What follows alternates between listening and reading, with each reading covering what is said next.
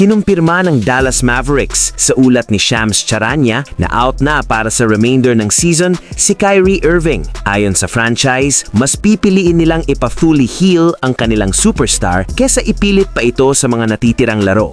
Target ng kampo ni Uncle Drew ang pagbabalik sa 2026-2027 season kung saan inaasahang 100% na ang kanyang kondisyon. Sa kasalukuyan, hawak ng Dallas ang 19-35 record at malayo na sa kompetisyon sa Western Conference standings. Dahil dito, tila no-brainer na ring ang desisyon ng pamunuan na huwag nang isugal ang kalusugan ni Irving. Wala na ring malinaw na tsansa para makahabol sa playoff race, kaya mas makabubuting pagtuunan na lamang ng pansin ang long-term plans ng koponan. Bukod kay Irving, mukhang ilo-load manage din ng Mavericks ang rookie na si Cooper Flag. Matapos ang All-Star break, nagtamo siya ng left midfoot sprain at hindi na nakasali sa Rising Stars game. Bagamat hindi opisyal na tinatawag na tanking, kapansin-pansin na may ilang kupunan sa ibabang bahagi ng standings ang mas pinipiling mag-develop ng kabataan at maghanda para sa susunod na draft. Inaasahan kasing magiging loaded ang 2026 draft class,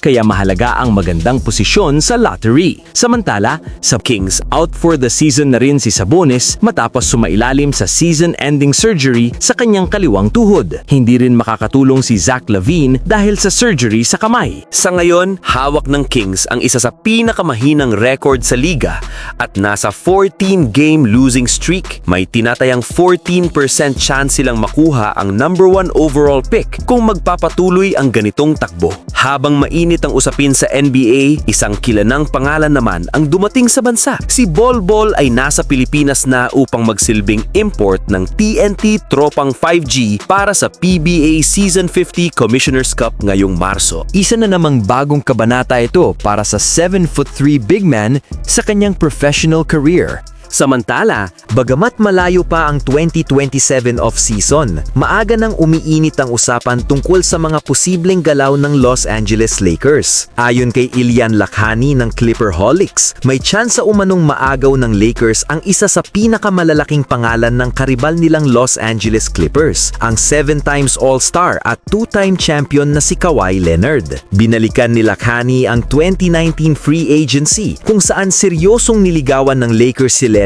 bago ito tuluyang pumirma sa Clippers. Noon, umaasa ang Purple and Gold na maisusuot ng two-way superstar ang kanilang makasaysayang uniforme na naghatid na ng 17 championships sa prangkisa. Ngunit pinili ni Kawhi Leonard ang kabilang kuponan sa LA, isang desisyong nagdulot ng pagkadismaya sa kampo ng Lakers. Ngayon, muling nabubuhay ang espekulasyon sa pagtataya ni Lakhani kapag dumating ang 2027 off-season, posibleng maging agresibo ang Lakers sa paghabol kay Leonard. Naniniwala siyang kayang ayusin ng kupunan ang financial flexibility upang maibigay ang kinakailangang kontrata sa veteranong forward. Lalo na may chance din ang Lakers magkaroon ng malaking cap space dahil posibleng lumipat si LeBron sa Cavaliers. Sa edad na 34, patuloy na pinatunayan ni Kawhi Leonard na kabilang pa rin siya sa elite tier ng liga. Nagtatala siya ng 27.9